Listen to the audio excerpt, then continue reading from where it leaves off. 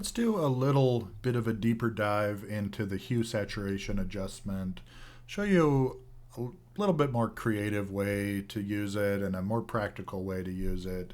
Um, so starting with this image of the fruit here, now if I make a hue saturation adjustment and I start to move around the hue slider, it's going to, as I said, be pretty um, over the top in terms of how it changes things, and it's going to affect the whole image.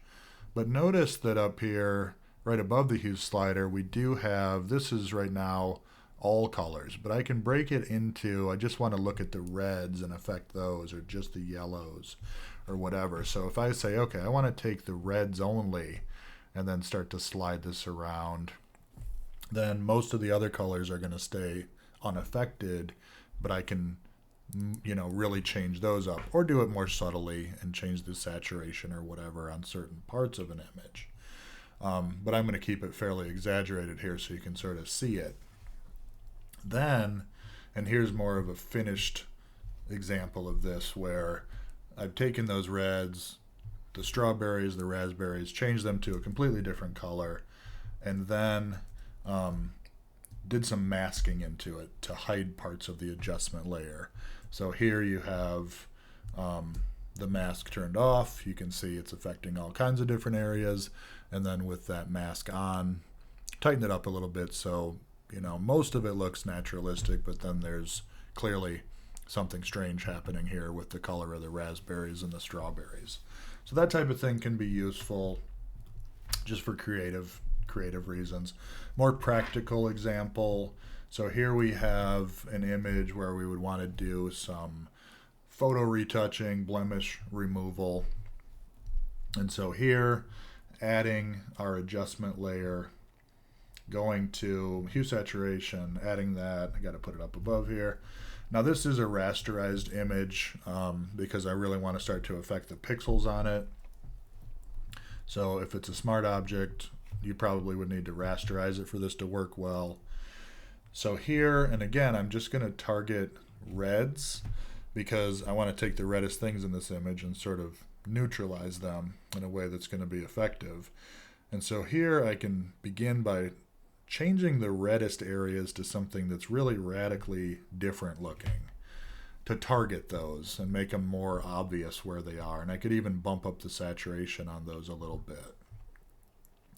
Then down below here, we have our before and after slider. And this is showing right now things that started red are currently being turned into blue, which I've specified in the hue slider. So then if I zero this back out in the hue slider and I take and begin sliding it again, notice here the reds, it's allowing me to control what those change to. But what I want to do is essentially make the reds much more not red, more yellow, more like the normal skin tone.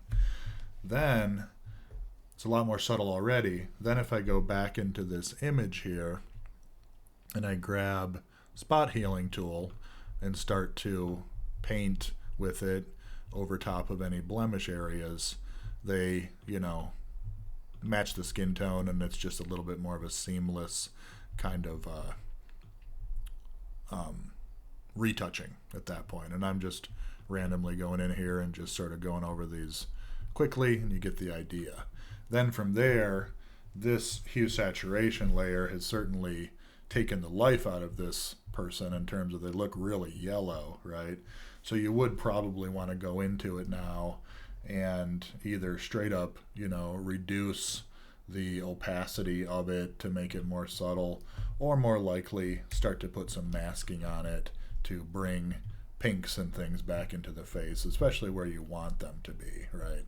And I'm kind of going all over the place with it right now, so you get the idea that you can bring back in that life after you've sort of neutralized colors, and then use something like spot healing tool. So yeah, very useful. Like I said, hue saturation, all kinds of uses within Photoshop.